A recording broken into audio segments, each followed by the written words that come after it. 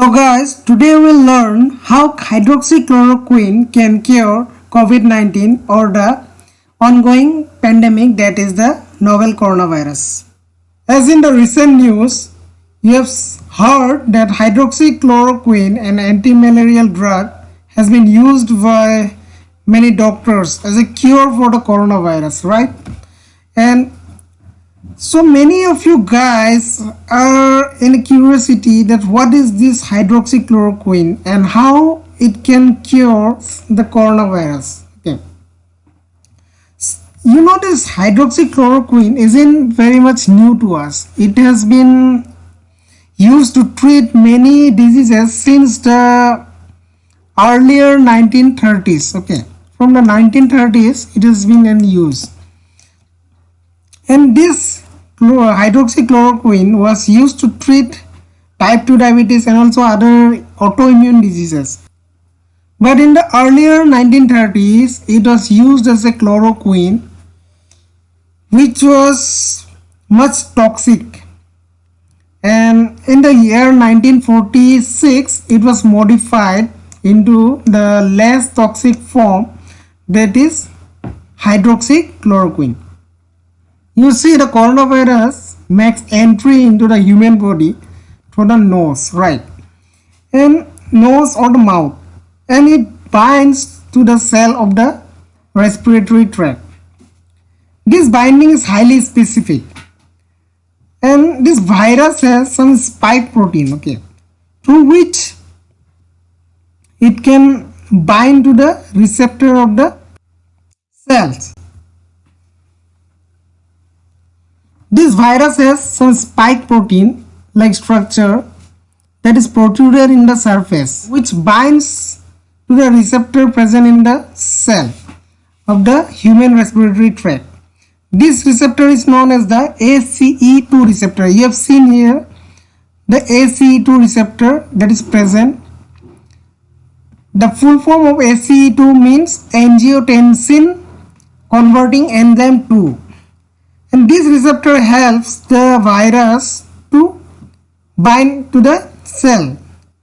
Due to this binding, the virus get entry into the cells but get trapped inside circular vesicles. Due to the entry of the virus, the pH of this vesicle drops down. The pH will drop down and it will become much acidic, which facilitates the genetic material to come out of this vesicle, and due to which the virus genetic material will come out of the endosome and get released into the cytoplasm of this cell. And that is the RNA. RNA will get released in the cytoplasm. And the genetic material now starts to replicate and it will form thousands of copies of the virus. Now let's see how can the hydroxychloroquine can inhibit the virus at various points of the virus life cycle. Hydroxychloroquine can modify the ACE2 receptor and stop the formation of salicylic acid. So you see here the virus has spike protein protruded outside. These are the spike protein, and in the cell membrane we have this ACE2 receptor. Okay.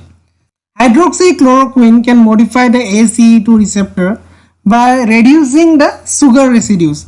This ACE2 receptor has sugar residues. Okay. And these are modified with the help of this hydroxychloroquine, due to which the spike protein of the virus cannot bind to the ACE2 receptor, and thus this stops the entry of the virus. Okay. This is one method of modification of ACE2 receptor, and the other one, that is the stopping the formation of salicylic acid. So hydroxychloroquine also stops the formation of salicylic acid. Okay, you see here the salicylic acid is protruded outside the cell membrane, right? These are the salicylic acid, and which is also a factor that helps the virus to make a quick entry into the cell. These are some type of factor, and this hydroxychloroquine will stop the formation of sialic acid formation. This sialic acid will not be formed anymore, and thus the virus cannot make entry into the cell. So let's see another mechanism of how the hydroxychloroquine stops the virus from making entry. This is known as the increasing the pH of endosome. Acidification of endosome is also a very important step in escape of viral RNA. You see here, whenever there is acidification, the RNA material can move out of this endosome, right?